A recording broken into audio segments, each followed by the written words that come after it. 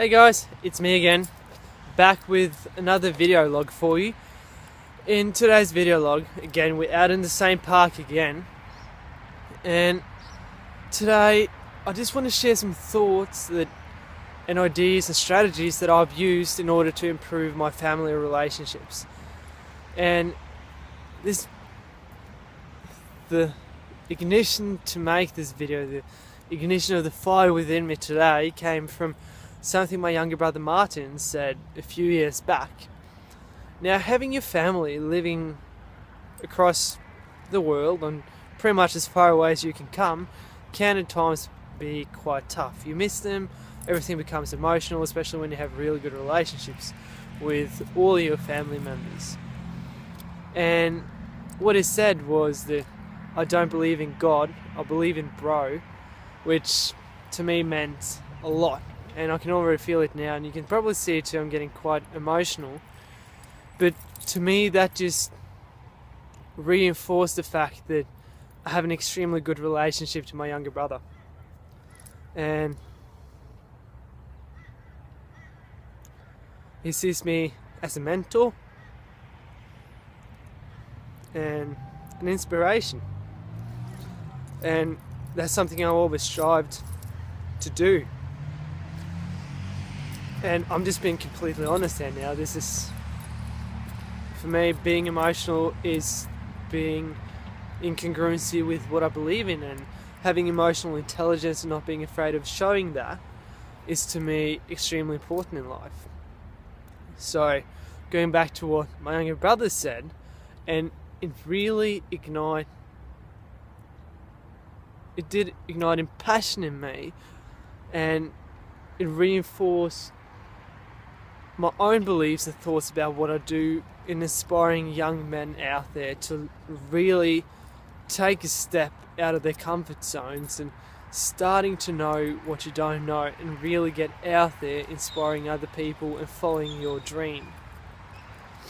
And we come from very humble beginnings, and we've both worked our way up into society, and we've done extremely well in respective fields, and we're 23 and 20 years old, so we can't complain. It's a lot about hard work, but also following what's your passion and your dream.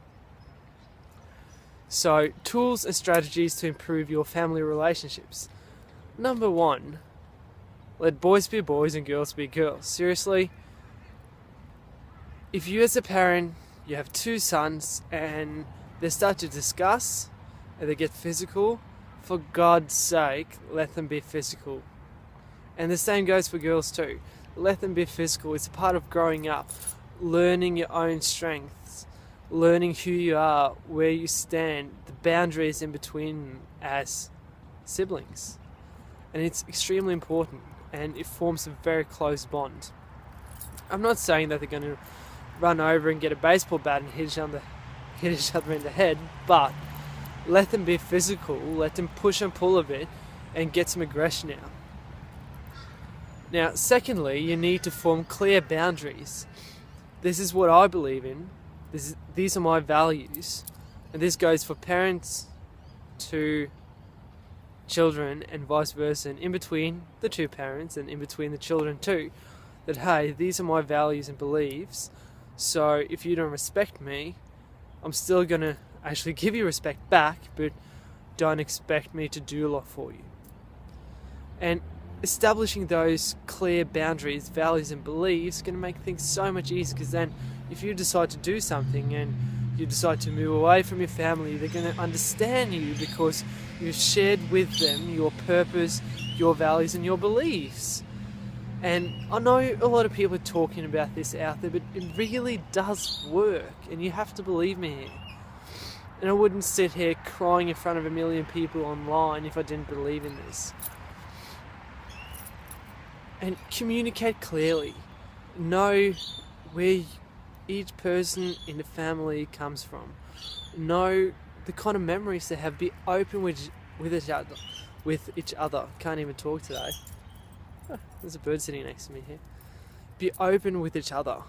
And share stories, share memories, good memories, bad memories, and really learn from each other. Even though my brother who's younger and he's my mentor and he doesn't believe in God, he believes in me, I learn from him every single day, even though he's not right in front of me.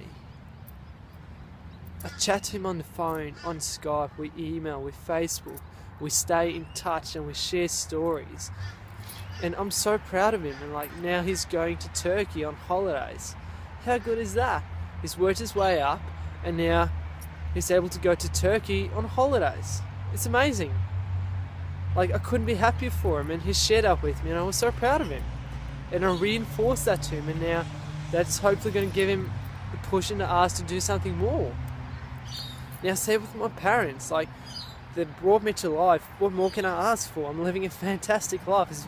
There's been ups and downs, but I'm living an amazing life. I can't ask for more. And I'm so grateful that they actually decided to bring me to life, even though it was a surprise. It was just brought out of there by nothing. Shouldn't even be here. And for that, I'm even more grateful.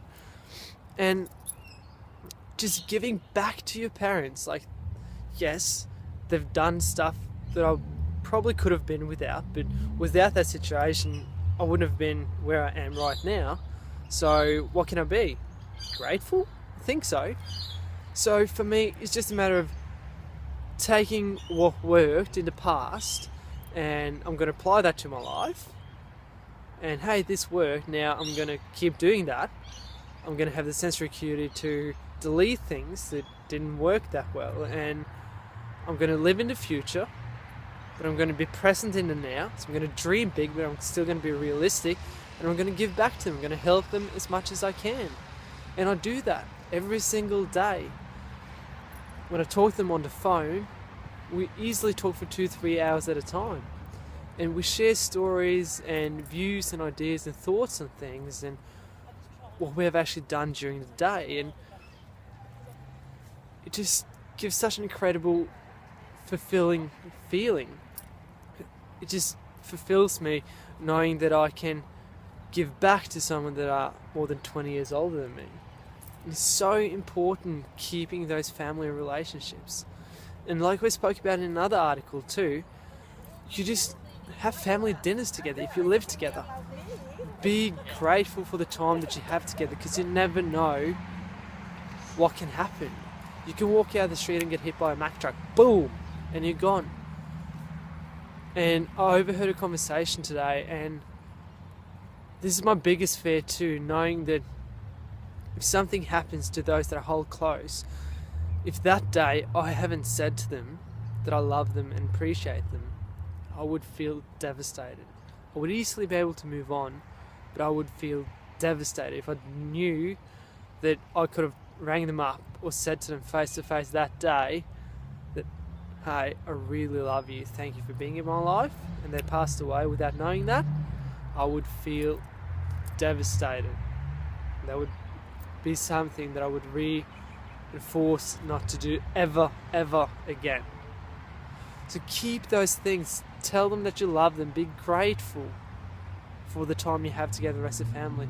Go on family vacations. Oh, I'm 16, 17 years old now, and going on a vacation with my family is like, I don't know, fucking watching Nickelodeon. I don't know.